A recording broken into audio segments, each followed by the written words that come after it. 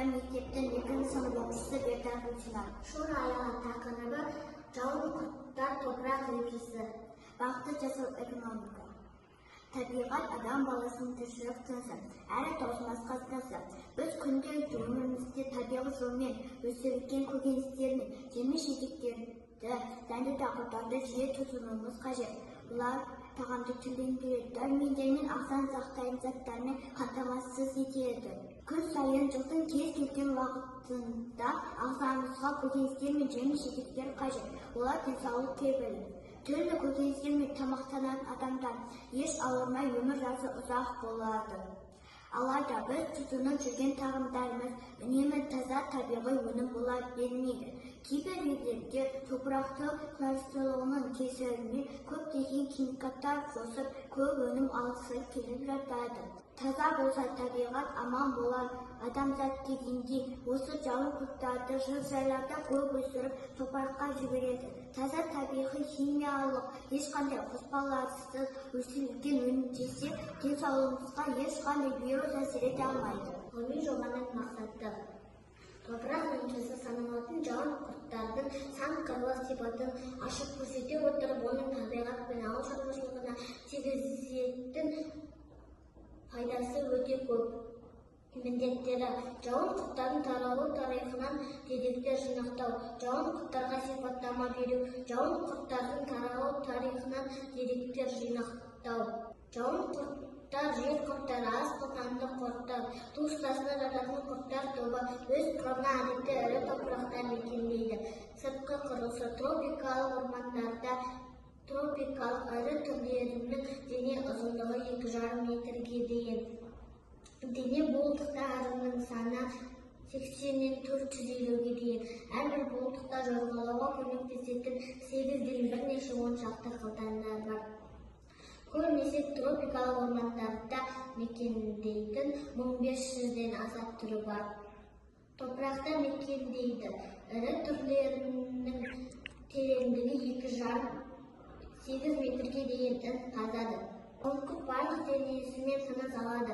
Жауынқұрт шіріген органикалық қалдықтармен қоректенеді. Жауынқұрттың көзі болмаса да, ол жарықты жақсы сезінеді.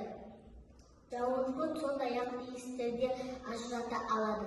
Жауынқұрт нағыз топырақ құртқыш жәндіктер. Құрт өсіру Батыс Еуропа, Азия, ақш, Жапония елдерінде құрт өсіру кеңінен таралған. Жауын құрттарды медицинасы, косметологиялық өнеркәсіпте қолдануға болады. Бірақ ең алдымен оларды ауыл шаруашылығы үшін өте пайдалы. Ертеде бақпанда жер телімдерінде өмір сүретін құзыр құрттардың мөлшермен бағалайды. Өздеріне індет салатын жауын құрттар топыраққа ауа мен судың елуіне сеп болып, ішіндегі ірі массаны өңдейді. Калифорниялық Ольберт Бармен 1937 жылдан 1950 жылға дейін топырақ жауын құрттарының ауыл шаруашылығына табиғи таза өнімдер өсіруде тигізер пайдасын бақпандар мен диқандарда дәлелдеп сендіру мақсатында көп жұмыс атқарды.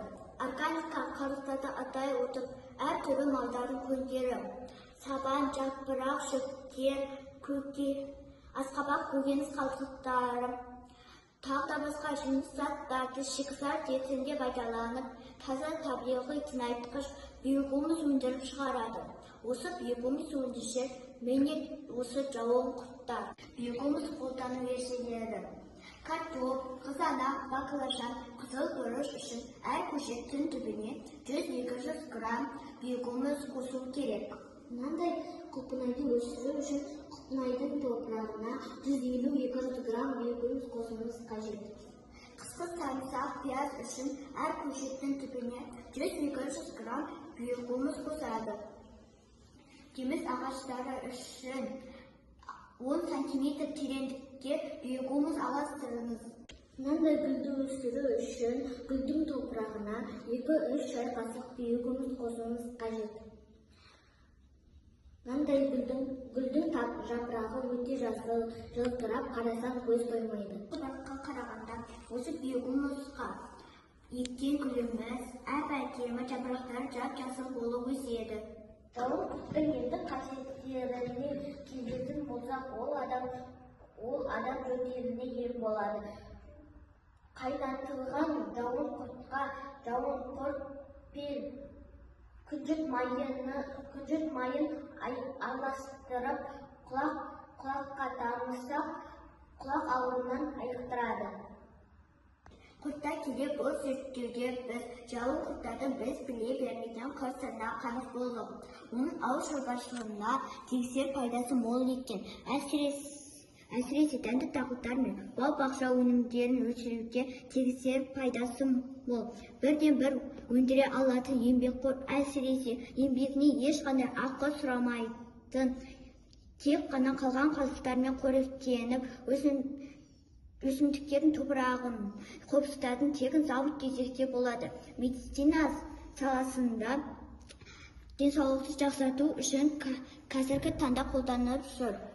Ұсыныс: жауын құрттарды жергілікті жерде көптеп өсіру қолға алынса.